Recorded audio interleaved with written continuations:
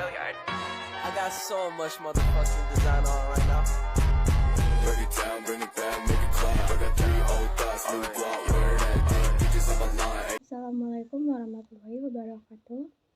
Saya di sini akan menjelaskan mengenai sejarah Baitul Maqdis.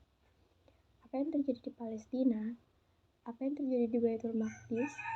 Palestina yang sekarang ini ada 2 era, yaitu satu West Bank di tepi barat Sungai Yordan, dan yang kedua ada Gaza yang dipimpin oleh namanya Hamas, terletak di Palestina. Nah, di Palestina ini ada kota yang sangat penting bagi 3 agama, yaitu Yerusalem. Daerah suci bagi 3 agama yaitu yang pertama ada Yahudi, yaitu tanah yang terjanji yang mereka ambil dari kitab-kitab suci mereka. Yang kedua ada Kristen atau Nasrani. Karena di sini terletak Yesus mengadakan perjamuan terakhir sebelum dikhianati Yudas Iskariot. Di sini juga ada tempat yang namanya Bukit Golgota yang mereka yakini sebagai tempat penyaliban Yesus Kristus. Yang ketiga ada Muslim. Tempat pertama kiblat kaum muslimin yaitu Masjidil Aqsa. Rasulullah berpesan kepada kaum muslimin yaitu jangan bersusah-susah berpergian kecuali 3 tempat, yaitu Masjidil Haram, Masjid Nabawi, dan Masjidil Aqsa. Masjidil Aqsa adalah suatu tempat yang dinamakan Kompleks Al-Aqsa atau Kompleks Masjidil Aqsa. Kenapa dikatakan kompleks? Karena memang hanya sebidang tanah yang disebut Masjidil Aqsa. Di situ ada banyak sekali kubah-kubah, ada banyak bangunan-bangunan, ada banyak tempat wudhu, dan seterusnya. Sedangkan orang-orang Yahudi menganggap itu Haikal Sulaiman. Haikal Sulaiman ini sudah hancur, tapi masih ada satu tembok yang tersisa yang mereka sebut dengan tembok ratapan, terletak di sebelah barat Kompleks Al-Aqsa.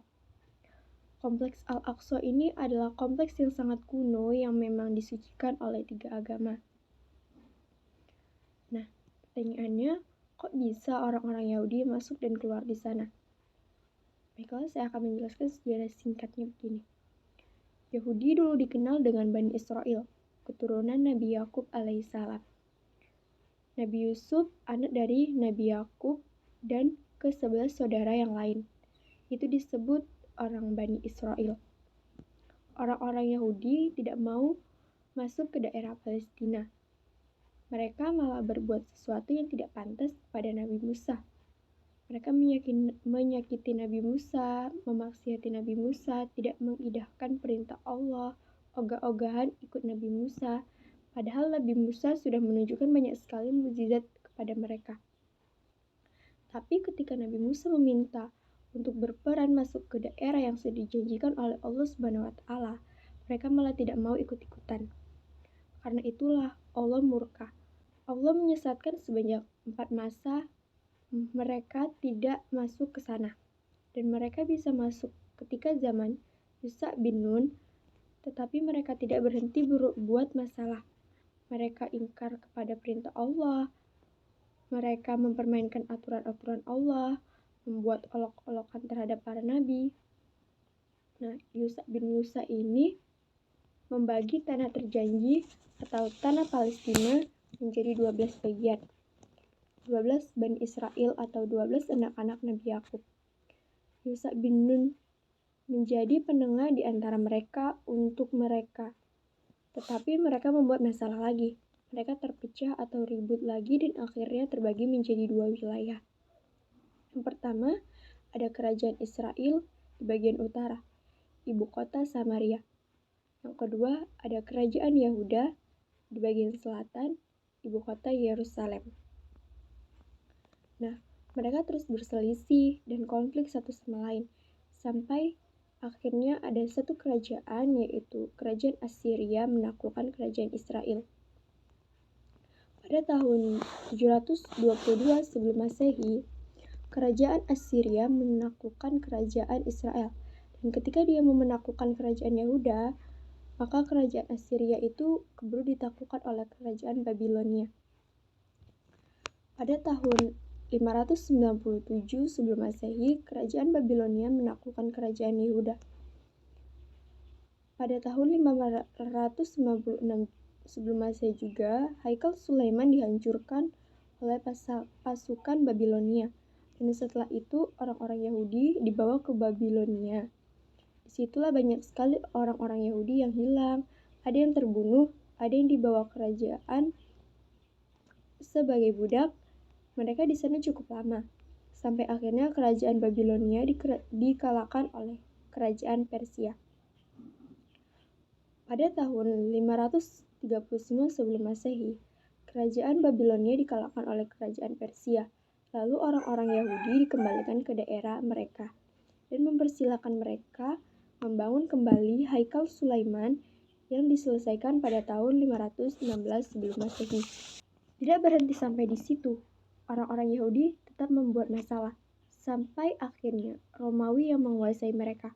Pada tahun 70 Masehi, pasukan Romawi kembali menghancurkan Haikal Sulaiman. Setelah itu, mereka kembali diusir dari tanah terjanji itu karena mereka selalu buat masalah, membuat situasi jadi tidak bagus dan senantiasa melakukan pemberontakan.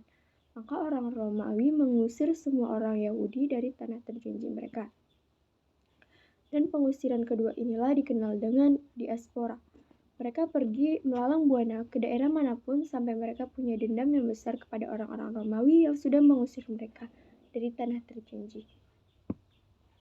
Karena orang Yahudi punya sifat serakah, ingkar janji, pengecut, suka mengolok-olok orang, suka melakukan hal-hal yang tidak bagus, maka mereka ini selalu dapat masalah.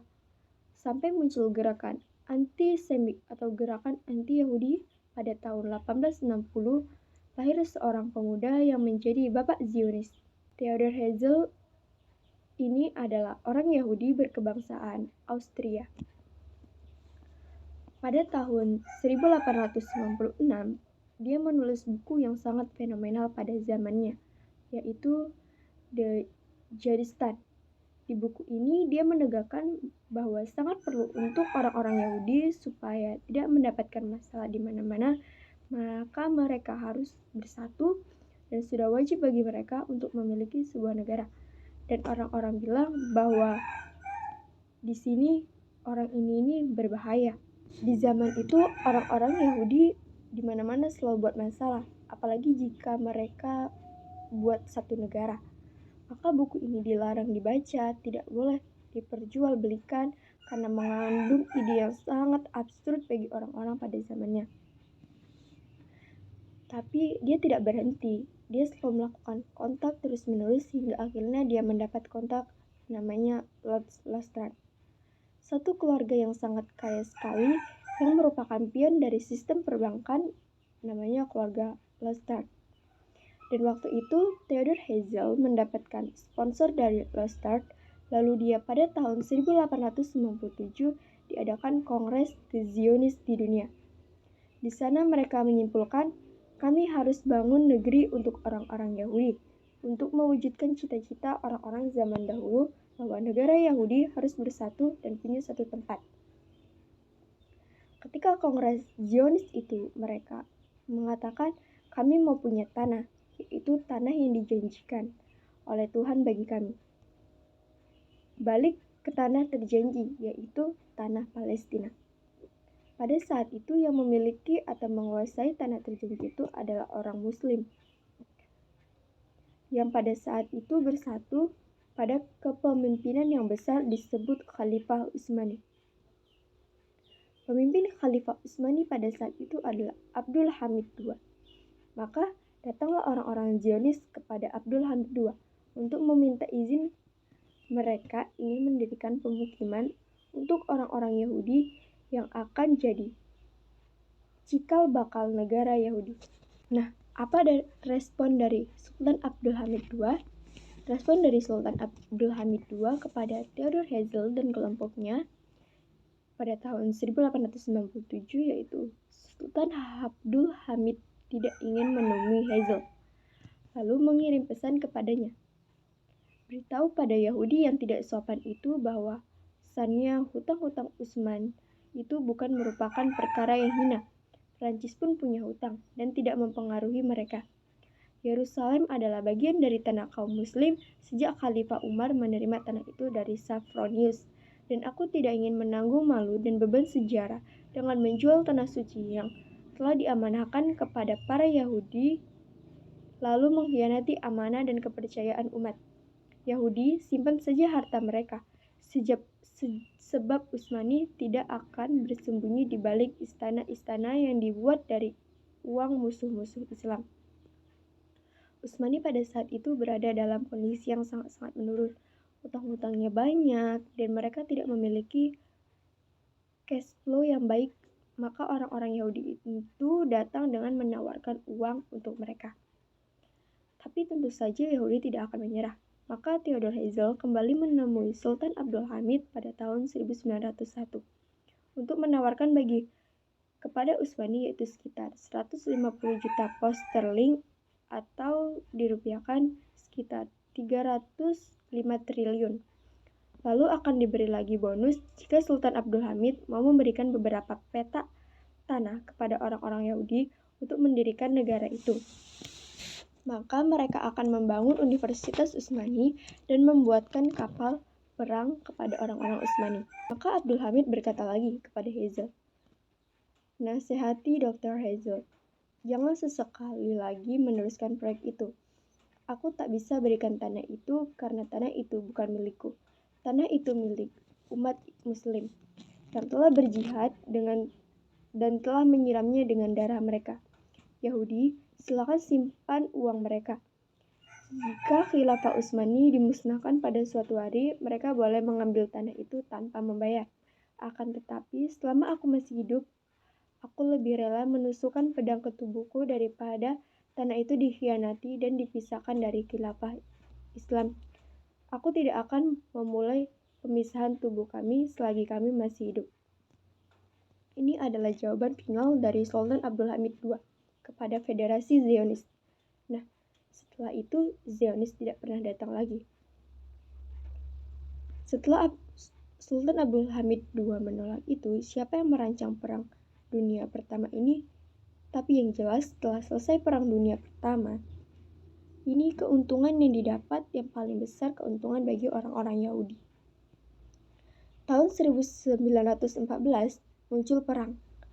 Pada saat itu ada blok sekutu melawan blok sentral. Blok sekutu diketuai oleh Inggris dan Perancis. Blok sentral diketuai oleh Jerman.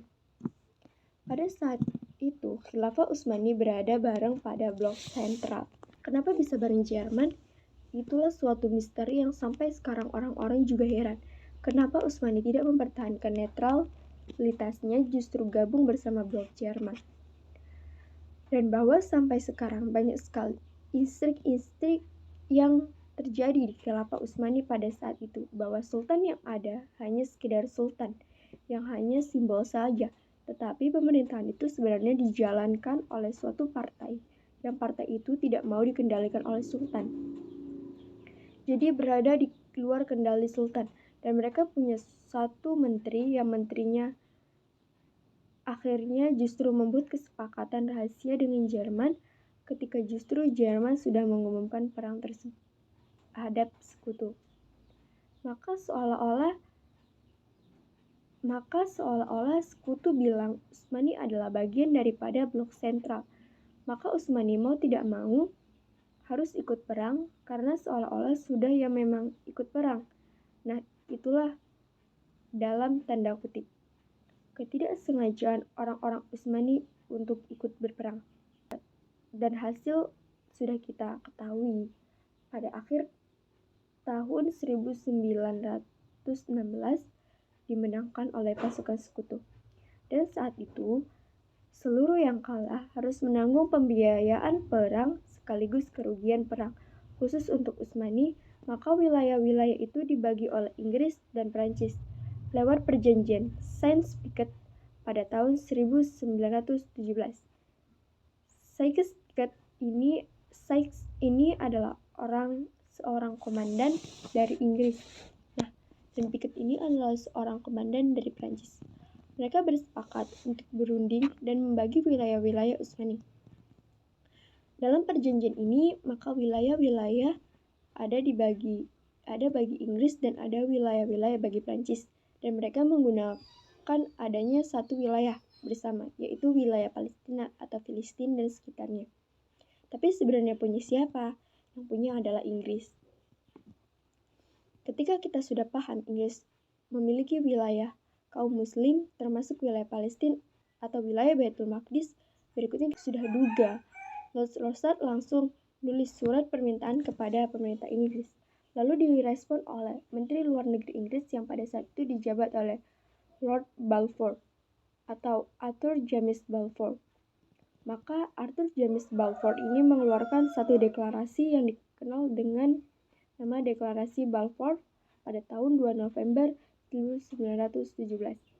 Isinya adalah, Lord Rothschild yang terhormat, saya sangat senang dalam menyampaikan kepada Anda atas nama pemerintahan Sri Baginda pernyataan simpati terhadap aspirasi Zionis Yahudi yang telah diajukan kepada dan disetujui oleh kabinet.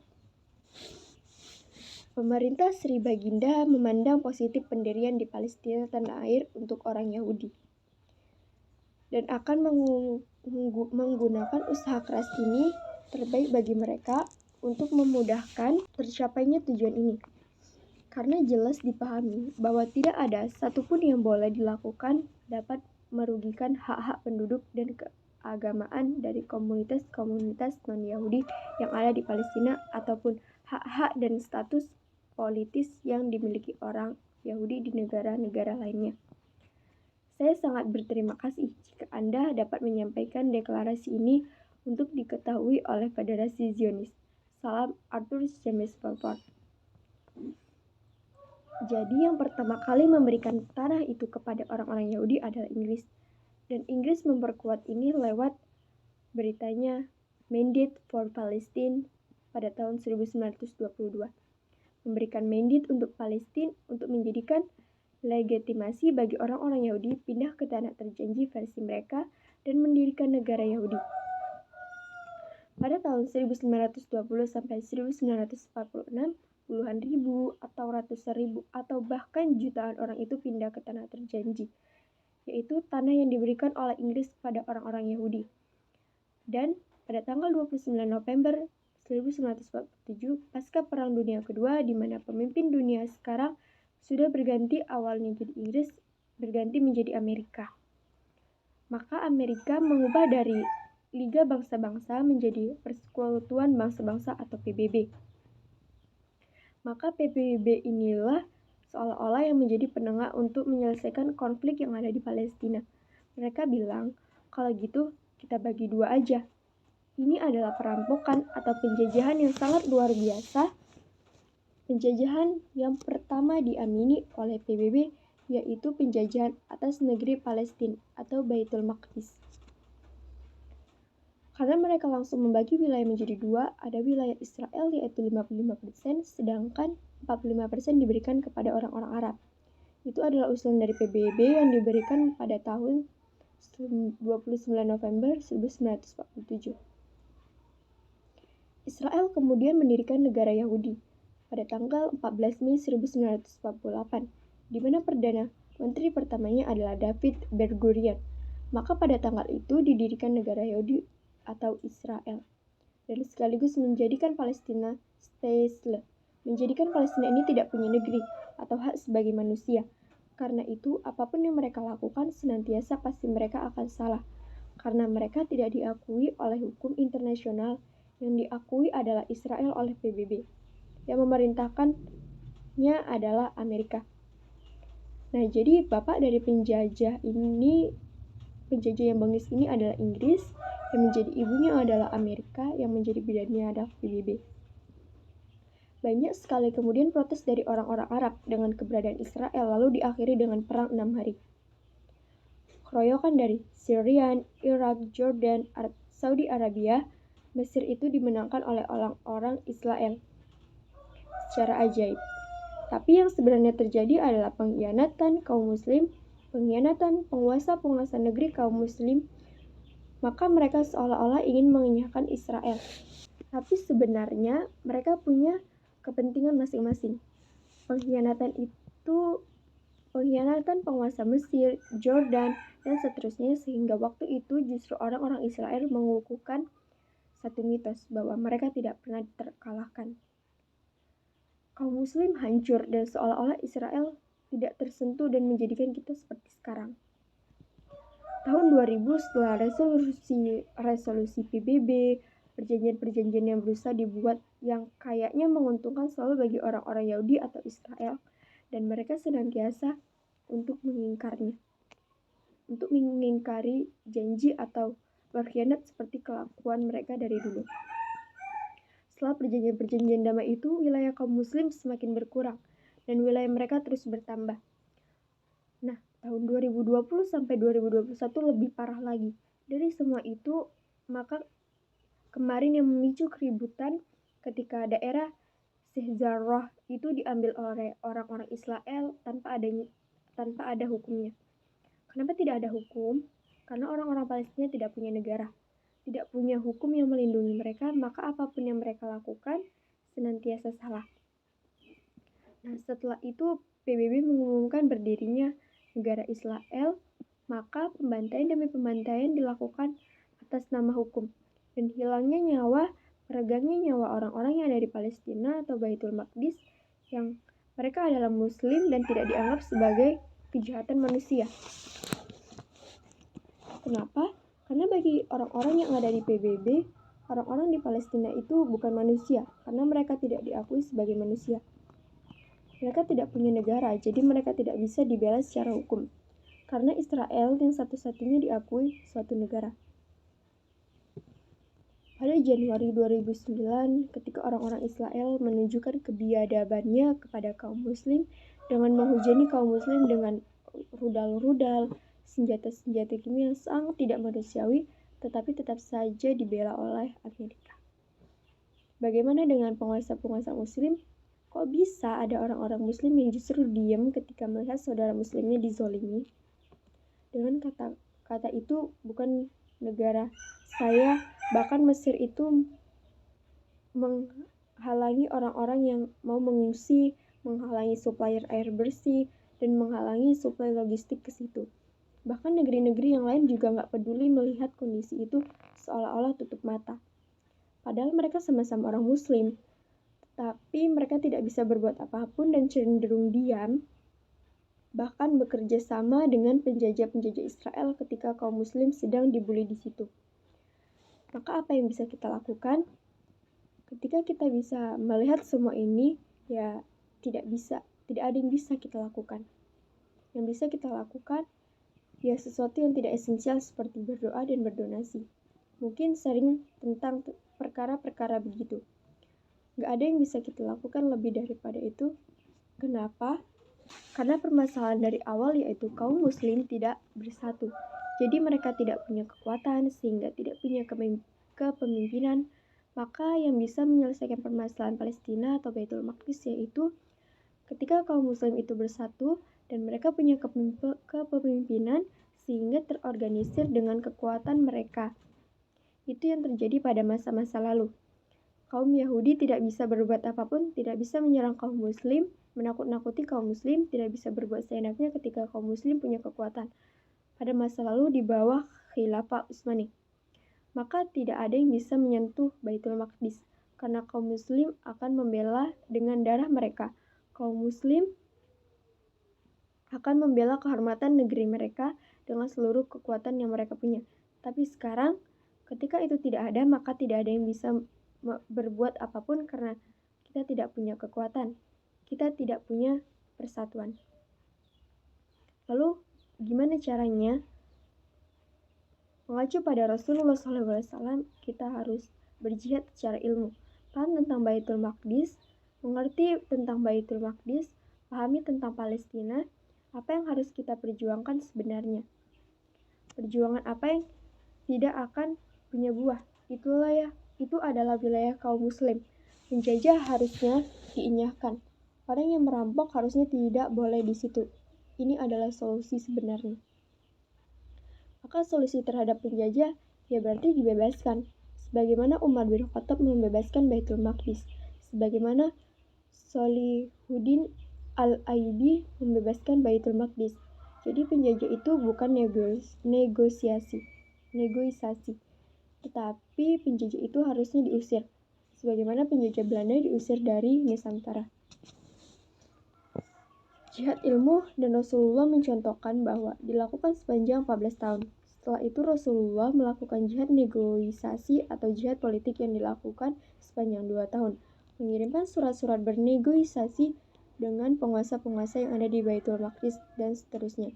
Lalu setelah itu Rasulullah menempuh jihad militer yang berakhir pada pembebasan Baitul Maqdis di zamannya Umar bin Khattab pada tahun 638 sebelum Masehi. Baiklah, itu dia penjelasan dari saya tentang sejarah Baitul Maqdis. Sekian dan terima kasih. Assalamualaikum warahmatullahi wabarakatuh.